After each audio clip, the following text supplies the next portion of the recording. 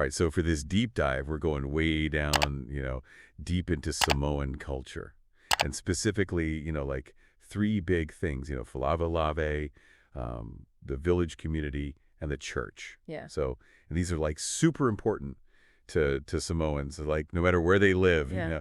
But it's like kind of fascinating how these things, they're kind of lived out differently depending on where someone lives, right? Like if you're in Samoa or somewhere else in the world. Yeah, I think what's really interesting is like those core values, they stay the same, but the way they play out, like the context changes. Uh-huh. Like with Faalavelave, this idea of family obligation, Right. which is, being there for your family, those big life events, births, deaths, weddings, all that. Yeah, exactly. And, Samoa, it's like so ingrained. It's just a part of life. Like it's duty, it's responsibility to your family, to your community. Totally. And that's actually like what we want to kind of dig into here, right?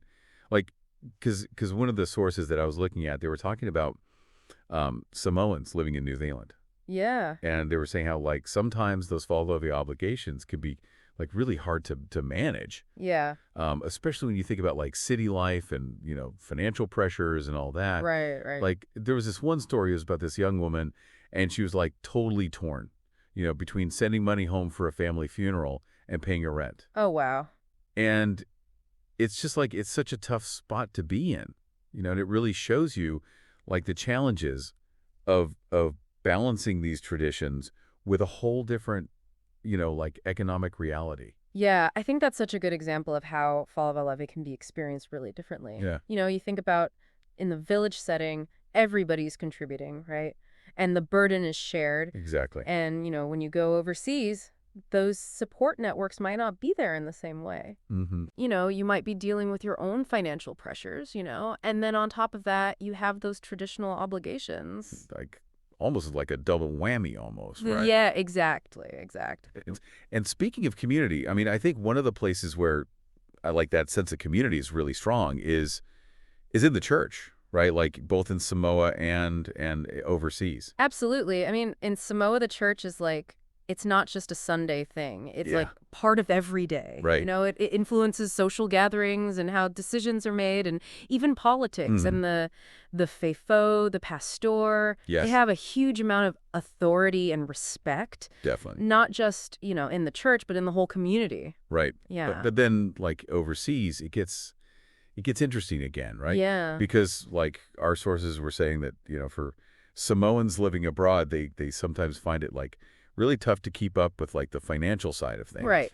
Especially when it comes to like contributions to the faifo. Yeah. And so then it becomes like, how do they, balance that with their faith, with their, the way they were raised? Yeah. I talked to a woman who lives in London. Okay. And she's Samoan, and she described it as like this constant struggle, like a tug of war Wow. between her faith and her finances and those, cultural obligations. So, she wants to support the church and she Yeah. wants to honor her traditions. Of course, yeah. But she's also dealing with a whole different economic system. Yeah. Maybe a way higher cost of living. Totally. It's like when you think about it all, it like makes you wonder, right? Like, are we seeing different like interpretations of Faalavelave starting to pop up, Yeah. like in these communities overseas? Like, could there be like a shift toward like showing that obligation in ways that aren't just about the money? That's a really interesting question. Yeah. And it makes you think about something bigger too, like Samoan culture, it's not changing like in a bubble. Yeah. It's interacting with the whole world. Right. And Samoans abroad, they're adapting. They're finding new ways to like express their heritage. Right. While, figuring out how to live in these new places, in these new environments. Mhm. And so it makes you wonder, right? Like, could those adaptations actually end up like changing things back in Samoa? Oh, wow. Like the flow of ideas, it's not just one way. Yeah. It's a two-way street in this globalized world that we're in. It's super interesting to think about. I've never thought about it like that before. Yeah.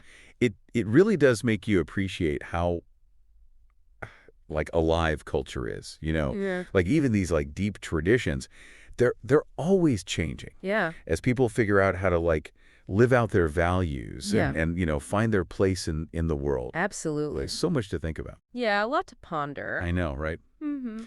Well, that's all the time we have for this deep dive, but man, oh man, that was a good one. Thanks so much for joining us, everyone. We'll see you next time. See you next time. 1 CD, fire 8C.